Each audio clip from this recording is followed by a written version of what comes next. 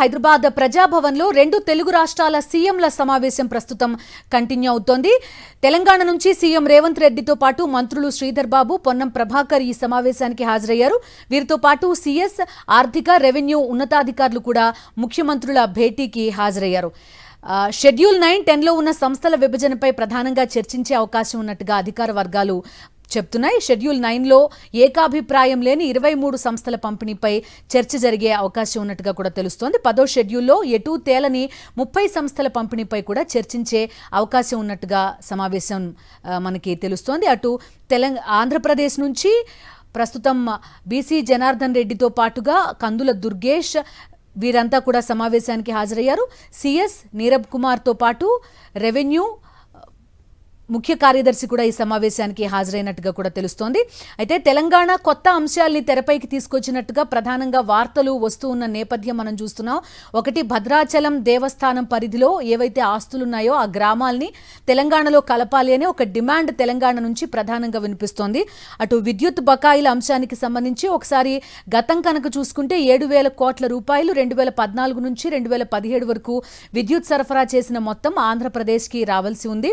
అయితే ఆంధ్రప్రదేశే 24,000 కోట్ల రూపాయలు మాకు ఇవ్వాల్సి ఉంది అనేది తెలంగాణ నుంచి ప్రధాన వాదనగా కనిపిస్తోంది. గతంలో వైఎస్ఆర్ కాంగ్రెస్ పార్టీ ప్రభుత్వం ఉన్నప్పుడు ఈ అంశాన్ని కేంద్రం దృష్టికి తీసుకొచ్చింది. కేంద్రం ఈ బకాయిలు చెల్లించాల్సిందిగా రాష్ట్ర ప్రభుత్వానికి చెప్పింది కూడా. అయితే కాంగ్రెస్ ప్రభుత్వం ఆ తర్వాత ఏర్పడింది. ఆ బకాయిల అంశం మరుగున పడిపోయింది. ఇప్పుడు మాత్రం 24,000 కోట్ల రూపాయలు ఇవ్వాలి, అందులో 7,000 కోట్లు మినహాయించుకుని మిగతా డబ్బు ఇవ్వాల్సిందిగా తెలంగాణ ప్రభుత్వం కోరుతున్నట్టుగా ఒక వార్త బయటకు వస్తున్న నేపథ్యం కూడా మనం ప్రధానంగా చూస్తున్నాం. దాంతోపాటు పోర్టుల్లో వాటా, తీర ప్రాంతంలో వాటా ప్రధానంగా తెలంగాణ డిమాండ్ చేస్తున్నట్టుగా తెలుస్తోంది. టీటీడీలో భాగస్వామ్యం కావాలని కూడా తెలంగాణ నుంచి డిమాండ్ వినిపిస్తున్నట్టుగా తెలుస్తోంది. అయితే ఇవి కేవలం ఫీలర్సేనా, నిజంగా తెలంగాణ ప్రభుత్వం ఈ అంశాలని తెరపైకి తీసుకొచ్చిందా అనేది కూడా చూడాల్సి ఉంది. అటు ఆంధ్రప్రదేశ్కి సంబంధించి 1,43,000 కోట్ల పైన ఆస్తులు ఇక్కడ హైదరాబాద్లో ఉన్నాయి. వాటిపైన ఒక క్లారిటీ రావాల్సి ఉన్న నేపథ్యం.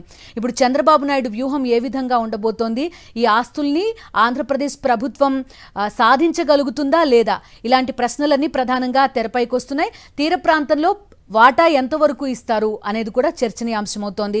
పోర్టుల్లో వాటా కోరుతోందనే వార్త వాస్తవమేనా, కేవలం ఇది వ్యూహంలో భాగమేనా? ఇక రాజకీయంగా చూస్తే జీహెచ్ఎంసీ ఎలక్షన్స్ మరికొన్నాళ్లలో జరగబోతున్నాయి. ఇది కూడా ఈ భేటీకి ఒక కారణంగా కొన్ని విశ్లేషణలు వస్తున్నాయి.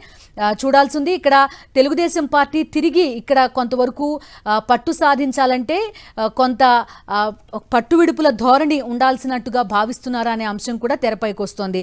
సో ఈ అన్ని అంశాల నేపథ్యంలో ప్రస్తుతం రెండు తెలుగు రాష్ట్రాల సీఎంల భేటీ సర్వత్రా ఆసక్తి కలిగిస్తోంది. ఈ భేటీ తర్వాత కొంతవరకు బ్రీఫింగ్ ఉండే అవకాశం కూడా ఉన్నట్టుగా తెలుస్తోంది.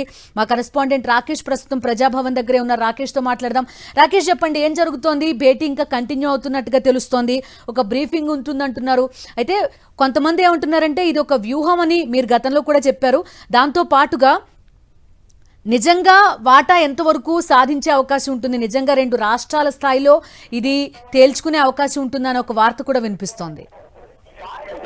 రెండు తెలుగు రాష్ట్రాల ముఖ్యమంత్రులు, మంత్రుల సమక్షంలో ప్రస్తుతం రెండు రాష్ట్రాల ఇష్యూస్ పైన మీటింగ్ కొనసాగుతుంది. ప్రధాన ఎజెండాగా ఈ రోజు ఏపీ పునర్విభజన చట్టానికి సంబంధించిన అంశాలను, అంటే 9, 10 షెడ్యూల్కు సంబంధించిన ఆస్తుల అప్పుల మీద ప్రస్తుతం ప్రధాన ఎజెండాగా సమావేశం కొనసాగుతుందనేది మనకున్న సమాచారం. అయితే కొద్దిసేపటి క్రితమైన సమాచారం అనేది హైదరాబాద్ లో కొన్ని భవనాలలో ఏపీకి ఇవ్వాలనే ప్రతిపాదన ఏపీ సీఎం అడిగినట్టుగా తెలుస్తోంది. అయితే ఈ ప్రతిపాదన తెలంగాణ సీఎం కొట్టారేశారు. 10 ఏళ్లుగా ఈ ఉమ్మడి రాజ్యాంగంగా అదే హైదరాబాద్ కు సంబంధించి పూర్తిపోయింది. తెలంగాణకు సంబంధించి హైదరాబాద్ లో ఉన్న అన్ని స్థిరాస్తి ఆస్తులు మొత్తం కూడా తెలంగాణకి ప్రభుత్వానికి చెందుతాయి అంటూ కూడా ఆయన కరాఖండిగా చెప్పినట్టుగా సమాచారం. ఆస్తుల విషయంలో ఎక్కడ కూడా దీనికి డిస్కస్ చేయాల్సిన అవసరం లేదు. పూర్తి స్థాయిలో 10 ఏళ్లు కూడా పూర్తి అయిపోయిన నేపథ్యంలో హైదరాబాద్ గానీ ఇతర జిల్లాలలో మొత్తం ప్రభుత్వానికి సంబంధించిన ఆస్తులు తెలంగాణ ప్రభుత్వం చేస్తే దీన్ని డిస్కషన్ పెట్టడం సరైనది కాదనే ప్రస్తావనను తెలంగాణ సీఎం చెప్పినట్టు సమాచారం.